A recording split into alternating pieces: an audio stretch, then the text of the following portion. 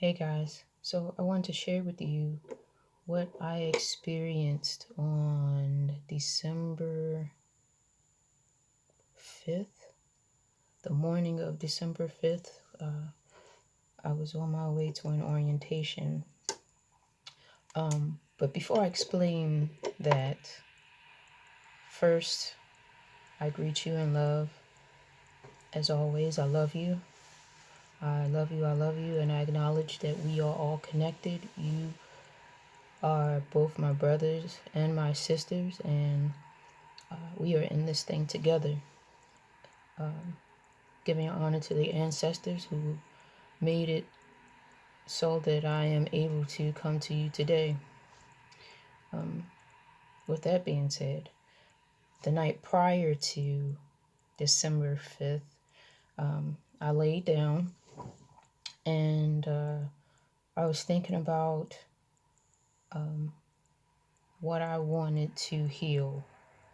I have made it a habit for me to set my intention for healing by using this symbol. I think I did a great job, um, drawing this backwards so it can look like this. Hopefully when I post it, it'll stay that way, hopefully. But this is the Reiki symbol, the Usui Reiki symbol, the Chokure symbol. Used in Usui Reiki. Reiki is a form of energy healing. And thanks to my wife, who is a Usui Reiki master, she attuned me,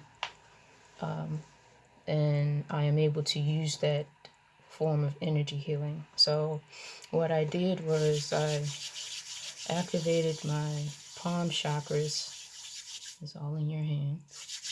And then I just traced the symbol in my hand and, said my mantra, which is Reiki energy flow through me, a humble servant of humanity. May you flow where you need to be, restoring love, peace, and harmony. And all energy that no longer serves, we're offered to the heavens and the stars above. In this moment, we are grateful for you. Reiki energy, do what you do. And as I made it up. I try to be as authentic as I can so that it's my own personal energy signature tied into what I'm doing and not that of anyone else's, because I don't really know the intention of the ones who create certain things. So, but I activated this symbol in my palm chakras within my hands, and I placed my left hand over my heart, which seems very natural to me, and my right hand over my solar plexus chakra. And I was thinking about what I wanted to heal, and I've been doing a lot of healing over the summer and through the fall and even up until this point. And a lot of it had to do with the heart, so I just focused on my heart chakra. And I set the intention of healing whatever energy or whatever traumas that were still laying dormant, that would keep me from being my best self, so I could let go of what no longer served my highest good. And with that intention, I was really thinking about my wife and how she has always sacrificed for me in our relationship, both prior to marriage and during the marriage. And by letting me be myself without trying to control or manipulate me in any way. And so even at the cost of her own self, she would go without certain things, and that would break her down. And me not being aware, I'm not thinking about it until she tells me, much later. But I'm laying down, I'm thinking about being my best self for her, and as well as myself, and for all involved, which all involved being the entire world. So I set the intention of healing my heart chakra. And normally when I activate Reiki and I go to sleep like this, I am passed out. So that is exactly what happened. I passed out, leaving, setting the intention that the energy continue to flow, even if, my hands shift, or my hands are no longer touching my person. So I set that intention, and the next day I'm on my way to Capitol Heights, Maryland, for this orientation, job orientation. And on my way there, it popped in my head to play the song Uncloudy Day, which is an old school gospel song that I would hear a lot when, after coming home from foster care, my mom would have Heaven 600 playing on the radio, and she wouldn't change the station, so it was always playing. So it was a very familiar song. And that came to mind for me to play, so I played it. The day prior, I was looking through my Aunt Mamie's obituary, and the song that was selected to be sung was Uncloudy Day. So it was really her idea. So shout out to Aunt Mamie for her guidance in her life and the love that she gave my brother and I when helping my mom take care of us. So I'm listening to the song and I immediately began to cry. Like I'm thinking about so much that I experienced at a very young age. And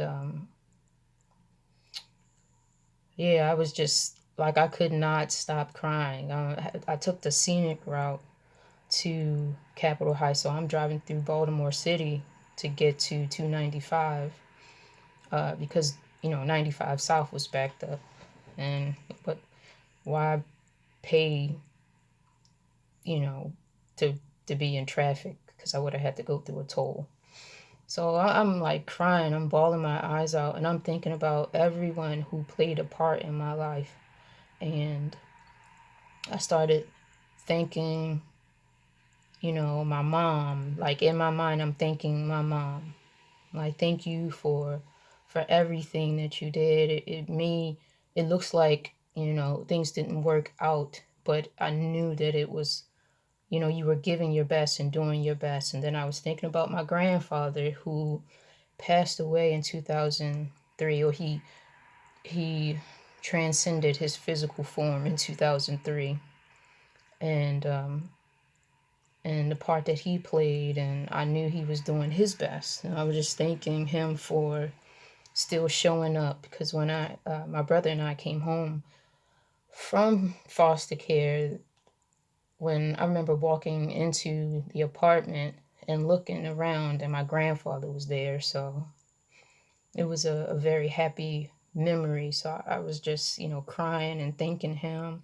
I was thanking his wife at that time, though, she abused the crap out of me. I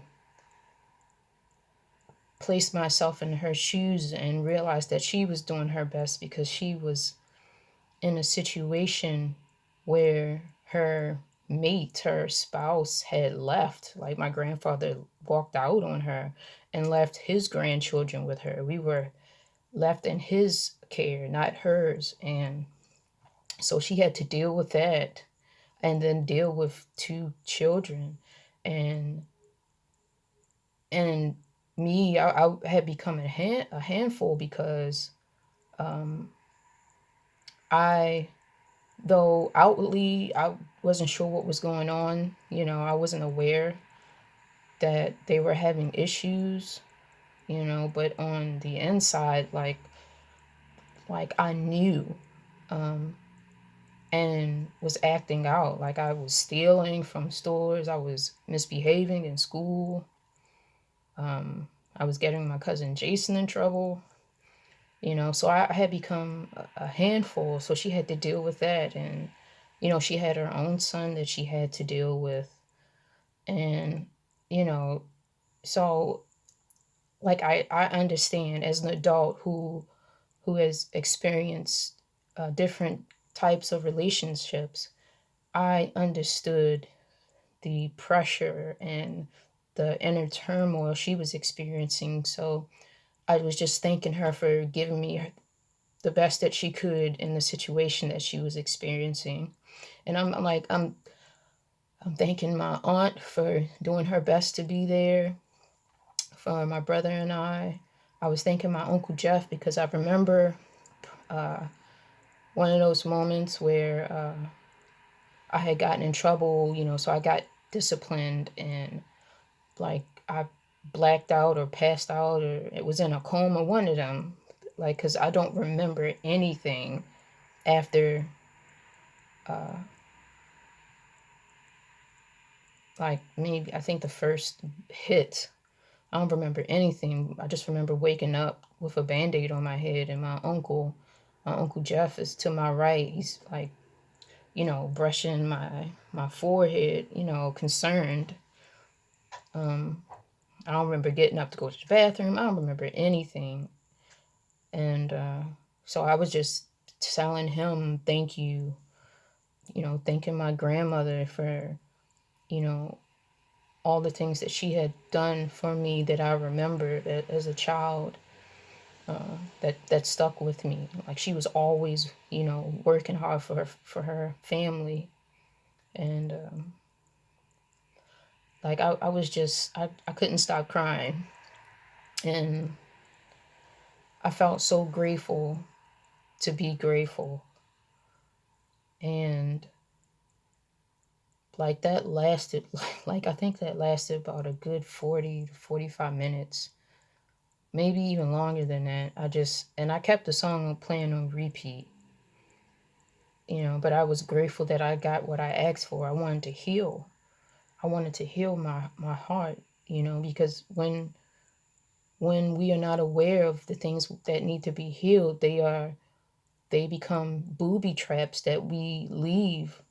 We buried them in the dirt, and we may not remember, but we're going in these cycles, these circles, these loops, because this trauma is there, and we're like unintentionally holding on to this chain, and at the other end of the chain is that trauma, and we may not even know, and we're just walking in this circle, and then boom, booby trap.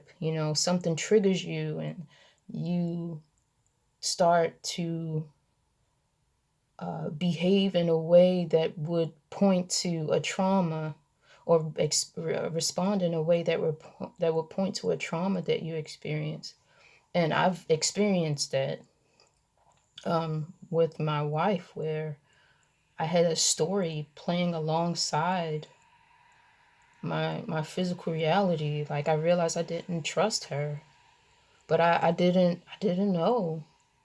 But it all pointed back to the traumas and the experiences that I had where people were manipulative, and me being trusting and naive. I mean, even as a child, children, they just trust. If they look up to you or they know you love them, they just trust. There's like no reason for them not to. And people that I trusted and cared for, they manipulated me. Some, even in my early adult life, wanted to control me. So there was a rebellious spirit within me to protect myself, even against, one such as my wife, who never intended to hurt me in any way, and she never had. So I just really wanted to be my best self for her, because when I'm my best self and there's nothing in the way of that, I can really see her, like see her without wearing any type of glasses, like you have, things that would keep you from seeing the truth or what's really in front of you. And so, yeah, man, I was like, I'm a big baby anyway. I embrace that. But that 45 minutes of crying was the release that I needed to let go, even though, and sometimes we are not even aware of what we're releasing. But when we ask for things to be released, and you may feel weepy and want to cry, and you're crying, you don't know why you're crying. That's just the release that you ask for. And sometimes, we don't have to know. We don't have to know what's going on. Just know that we're getting what we asked for. So I wanted to share that with you, to let you know that how important healing is. And when you set the intention to heal, that your spirit team and the universal energy and your higher self will follow through with that healing. But you have to initiate it. It's not something that is someone else's responsibility. It is our responsibility because we've been given the power to do so. And that's something that I learned on my journey, is to not give my power away and not let someone else, someone else's opinion dictate what I do or say. Like, that was my whole reason for leaving, the belief system I was accustomed to. And I know a lot of people think I abandoned God, but I just simply said I could no longer continue believing in the God I was raised to believe. So since then, I've been rebuilding my relationship with God and have found myself to be better for it. And I'm realizing that I did align myself with, how I was brought up. My dad taught me how to think, not what to think. And he taught me about discernment and what it really means to divide, rightly dividing the word of truth. I even believe it says something in Romans chapter 12 about knowing what is good and perfect. And I really just wanted a better relationship. I really want to know who God, I wanted to know who God was for myself. And every day I'm learning something new. I'm learning something new. And one of the most important things I learned is that He gave me power to heal myself. And I'm grateful for that. But yeah, that's all I got. That's what I wanted to share. If you enjoyed the video, like, comment, subscribe to the channel, share. My intention in sharing my story is to encourage others to heal themselves, because we've not been doing it. And clearly, it's clear and evident in our outer reality that, we haven't. We're beginning to. A lot of us are realizing that we have a lot of habits that go back to something that we've experienced as children.